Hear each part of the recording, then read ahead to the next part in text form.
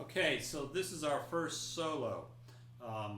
We're using the first position minor pentatonic scale. And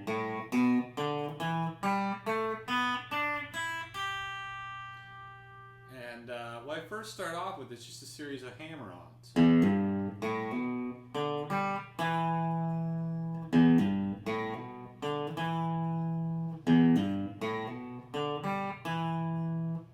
And then I do a series of pull-offs, different, similar phrases, all using the same pull-off. Double pull-off on the third string, third fret. So I pull off to the second fret and pull off again to the open string. Do it again. That time I stay on the string, on the third string. Next I go into a little slide.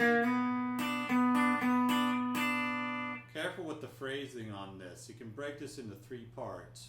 Slide, playing the second string. Then there's a triplet. And then, so all together. Back to our pull-off. Finally, next I come to another slide. This time I'm going to play the open B string.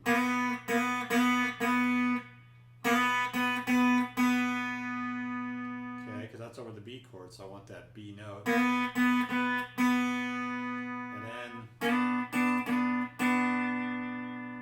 And finally, the last little riff is something I call the Link Ray riff, which is similar to something he played in a song called The Rumble.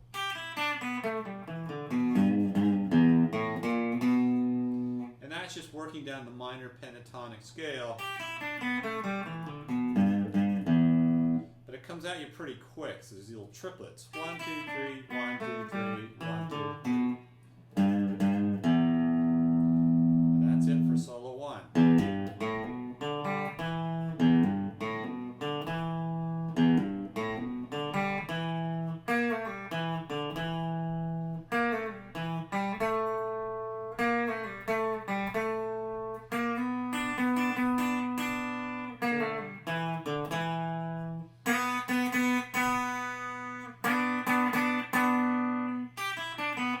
Whoops.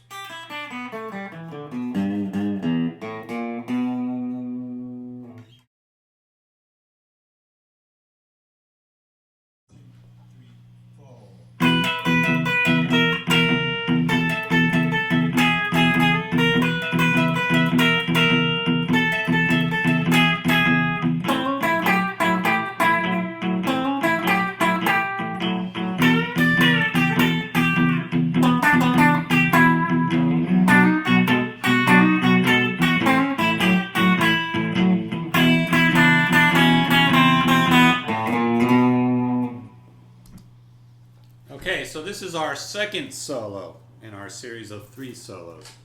This time I'm starting up on the neck around the 12th fret. And you'll notice I'm playing the first and second string. I'm using my pinky to play the first string. You don't have to use your pinky, but whatever works as far as fingerings. So I'm doing this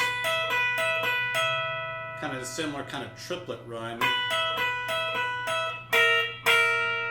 And what I'm essentially doing is just descending down the second string. 12th fret, 11th fret, 10th fret, and 9th fret.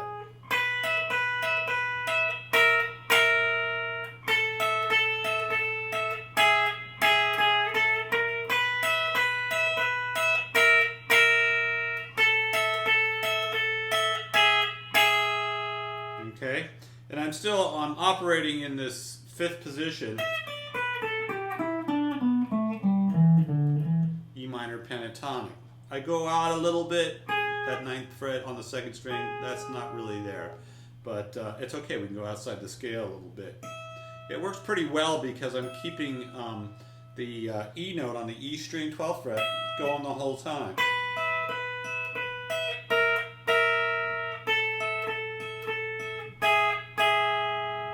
Okay, and now I'm going to do a little riff over the A chord. It involves a hammer on. Hammering on the 4th string, 10th fret to the 11th fret, then the 3rd string, 9th fret, 12th fret,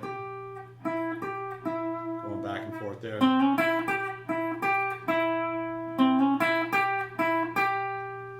And then I go up to the 2nd string, 10th fret, and bend a whole step. So that bend, if bending's new to you and you're not really used to that kind of bending, you want to make sure that you're actually bending to the pitch. You'll see something on the tablature, you'll see in parentheses 10 to 12, and the 12 in parentheses. So that parentheses means it would be the note you would play if you were to play the 12th fret 2nd string. Now what I'm going to do is I'm going to leave that note up there. With my pinky I'm going to play the 1st string, 10th fret. And notice I'm still bending, I still have that up. It's called a pre-bend because now I'm going to play it again. And I let it descend back to the original note. This is really useful if you're doing any kind of pedal steel bends or things of that nature. And then back down to the 4th string, 9th fret, 3rd string, 7th fret.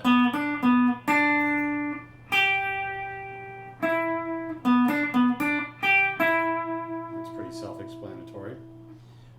When I get to the B chord, I'm going to do a little run like so.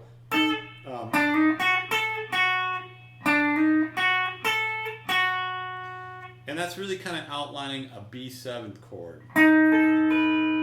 That's one version of a B7. Another version.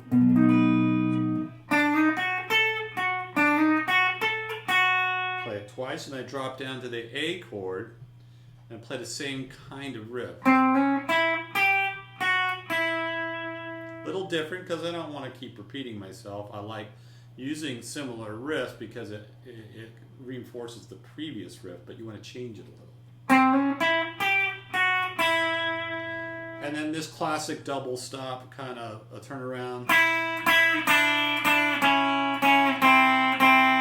And all I'm doing there is fretting the 2nd string and playing the 1st string open. 2nd string, 5th fret, 3rd fret, 2nd fret, 1st fret, open. So the whole thing.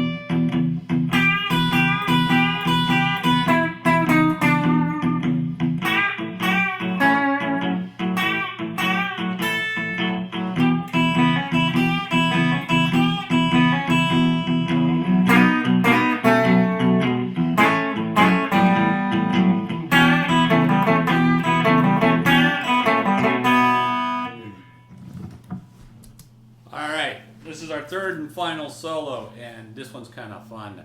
I call it the bender because we're bending a lot of notes. classic bend in the key of E is this. First finger 7th fret, second finger or middle finger 8th fret of the 2nd string.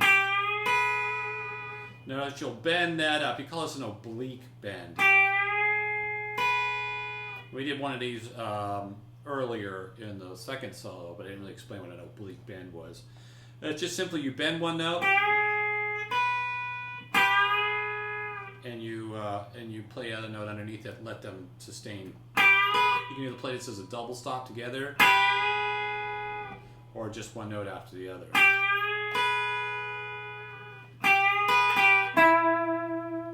That's the first time. The second time we do the same oblique bend, and then we end up on the 10th fret of the 1st string. And then a series of these bends. And then I just descend down on the 3rd string, 9th, 8th, 7th fret.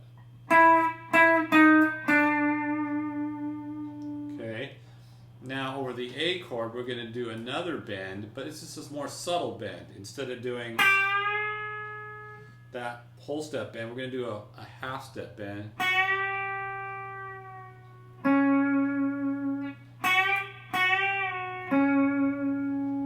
So and then I'm coming back down to the 3rd string, 6th fret. First time, and then the second time I end up playing that A note on the 1st string, 5th fret. I then do a series of very subtle bends combined with a hammer-on.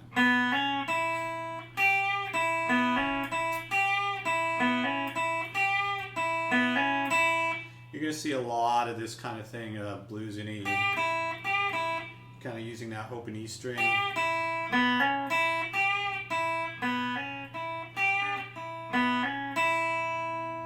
Over the B chord, I just kind of hint at the B chord using this kind of 2-string double stop, sliding from the 3rd fret to the 4th fret on the 3rd and 2nd string.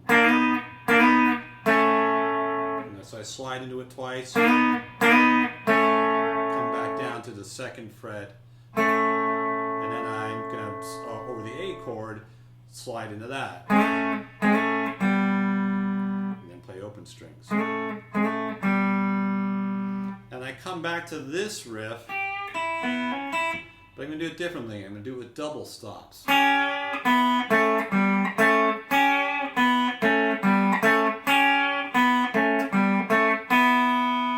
I'm bending those top 2 strings just slightly. Call that a micro band or microtonal band. Just a little bit, just to give it a little edge, a little bit of attitude.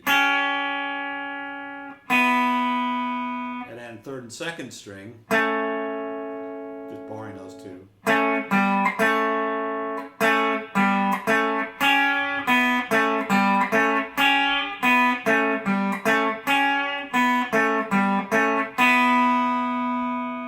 That's it, it's the whole thing.